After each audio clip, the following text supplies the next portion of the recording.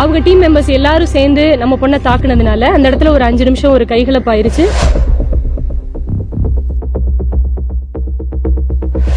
எங்க லோக்கல்ல இருக்கிற எல்லா அமைச்சர்களும் சேர்ந்து உடனே தகவலை டெபுட்டி சிஎம்க்கு கொண்டு போனாங்க.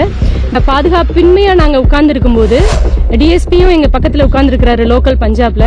சார் ஒரு நிமிஷம் டெபுட்டி சிஎம் இஸ் காலிங் அப்படின்னு நான் சொன்னதுக்கு அப்புறம்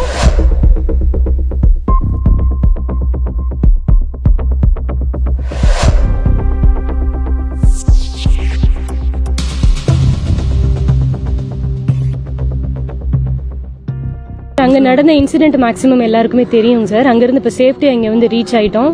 எங்களை பாதுகாப்பாக ரிசீவ் பண்ணுறதுக்காக நாங்கள் அருள்மிகு பழனி ஆண்டவர் மகளிர் கலைக்கல்லூரியை சேர்ந்த பிள்ளைங்களும் 5 ஸ்டூடெண்ட்ஸ் மதர் தெரசா விமென்ஸ் யூனிவர்சிட்டியில் இருக்கிறாங்க. அதனால பழனி ஆண்டவர் கோயிலிருந்து டெப்டி கமிஷனர் சார், அப்புறம் பழனி ஆண்டவர் கல்லூரி முதல்வர் அவர்கள் எல்லாரும் ரிசீவ் பண்ண வந்திருக்காங்க சார். ப்ளஸ் SDAT-லேருந்து டிஸ்ட்ரிக்ட் ஸ்போர்ட்ஸ் ஆஃபீஸர் எல்லா அஃபீஷியல்ஸும் ரொம்ப ப்ராப்பராக அங்கேருந்து ரிசீவ் பண்ணி இங்கே ராதாகிருஷ்ணன் ஸ்டேடியத்தில் ஸ்டே பண்ணியிருக்கோங்க சார். இப்போ சார் சவுத் ஜோன்ல இருந்து 60-70 யூனிவர்சிட்டிஸ் பார்ட்டிசிபேட் பண்ணி டாப் 4 டீம் மட்டும் பார்ட்டிசிபேட் பண்ணாங்க சார். சவுத் ஜோன்ல இருந்து செலக்ட் ஆயிருந்தாங்க. Alagappa university, Periyar university, Mother Teresa women's university, Bharathiar university. இதுல பாரதியார் வரலங்க சார்.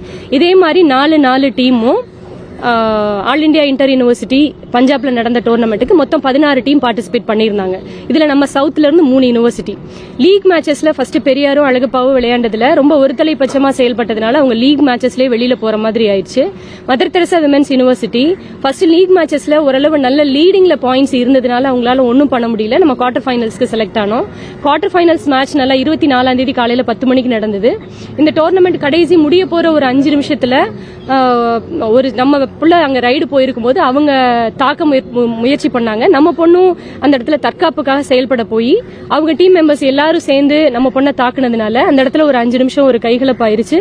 அப்புறம் உடனே எங்க யூனிவர்சிட்டிய வைஸ் சான்சலர் பிளஸ் எங்க லோக்கல் மினிஸ்டர்ஸ், உணவுத்துறை அமைச்சர், அப்புறம் எங்க லோக்கல்ல இருக்கிற எல்லா அமைச்சர்களும் சேர்ந்து உடனே தகவலை டெபுட்டி சிஎம்க்கு கொண்டு போனாங்க. டெபுட்டி சிஎம் உடனடியா எங்களுக்கு, அதாவது ஒரு டிஎஸ்பி அங்க லோக்கல்ல கிட்டத்தட்ட ஒரு ரொம்ப பாதுகாப்பின்மையா நாங்க உட்கார்ந்து இருக்கும்போது டிஎஸ்பியும் எங்க பக்கத்துல உட்கார்ந்து இருக்கிறாரு லோக்கல் பஞ்சாப்ல. சார் ஒரு நிமிஷம் டெப்டி சிஎம் இஸ் காலிங் அப்படின்னு நான் சொன்னதுக்கு அப்புறம் அவங்களுடைய எக்ஸ்பிரஷன் எல்லாமே மாறி அப்ப இருந்து எங்களுக்கு ரொம்ப பாதுகாப்பான சூழல் உருவாயிருச்சு. அதாவது ஒரு தமிழக கபடி வீராங்கனைக்காக டெப்டி சிஎம் உடனே எங்களுக்கு கால் பண்ணி அங்க பேசினது எங்களுக்கு எனக்கு ஒரு பெரிய கான்பிடன்ஸ் ஆயிடுச்சு. அந்த இடத்துல பிள்ளைங்களை நம்ம நல்லபடியா பாதுகாப்பா கூட்டிட்டு வந்துட முடியும் அப்படின்னு. அதுக்கப்புறம் எங்களுடைய HRNC மினிஸ்டரும் உடனே எங்களுக்கு கால் பண்ணாங்க சார், மொபைல்ல என்னுடைய மொபைலுக்கு. அதுக்கப்புறம் ரொம்ப பாதுகாப்பா அவங்களுடைய பாதுகாப்பின் மூலமா 7 மணிக்கு நாங்க அங்கிருந்து கிளம்பி அதிகாலை 3:30க்கு டெல்லியை வந்தடைஞ்சோம். அங்கே தமிழ்நாடு ஹவுஸ்ல எங்களுக்கு ரொம்ப சிறப்பா எல்லா அகாமடேஷனும் கொடுத்து பாதுகாப்பா வச்சிருந்து இப்ப சென்னை ரீச் ஆயிட்டோம் சார். நேற்று நைட்டு முந்தா நாள் நைட்டு 11 மணிக்கு கிளம்பணும். இன்னைக்கு மார்னிங் நாங்க சென்னை எக்மோர் ரீச் ஆயிட்டோம். இங்கேயுமே SDAT-ல இருந்து பிளஸ் எங்க காலேஜ்ல இருந்து எங்க யூனிவர்சிட்டியில இருந்து எங்க HRNC டிபார்ட்மெண்ட்ல இருந்து எல்லாரும் ரிசீவ் பண்ணி பிளஸ் இங்க SDAT-ல இங்க இப்போ சேஃபா இருக்கோம் சார். எங்க ஹையர் எஜுகேஷன் மினிஸ்டர்ல இருந்து எல்லாருமே உடனே தகவலை டெப்டி சிஎம் எடுத்துட்டு போய் ரொம்ப ப்ராப்பரா எல்லாரும் ஹெல்ப் பண்ணதுனால இப்ப இவ்வளவு பாதுகாப்பா இப்ப உங்ககிட்ட நின்று நாங்க பேட்டி கொடுத்துட்டு இருக்கோம். நன்றி. போயிட்டு கேம் விளையாட போகுது. உங்களுக்கு இன்னைக்கு மட்டும் இந்த பிரச்சனை நடக்கல, சமீப காலமா கிட்டத்தட்ட ஒரு 20 வருஷமா நடந்துட்டு இருக்கு. அதாவது முன்னாள் வீரர்கள்லாம் சொல்றாங்க, ஏன் இந்த பிரச்சனை கண்டினியூவா நடக்குது, இதுக்கு ஒரு நிரந்தர தீர்வு கிடையாதா? இதுக்கு முன்னாடி இருக்கக்கூடியவங்க எல்லாம் என்ன சொன்னாங்க? சரி, இது ஒரே டோர்னமெண்ட். இப்போ நாங்க பார்ட்டிசிபேட் பண்ண குருகாசி யூனிவர்சிட்டி போன தடவையும் ஆல் இண்டியா கபடி டோர்னமெண்ட் அவங்க தான் எடுத்திருந்தாங்க. அங்கே தான் நாங்க போய் பார்ட்டிசிபேட் பண்ணிட்டு வந்தோம். இந்த தடவையும் அவங்களே தான் எடுத்திருக்காங்க. போன தடவை அவங்க டீம் வின்னர், இந்த தடவையும் அவங்க டீம் வின்னர்.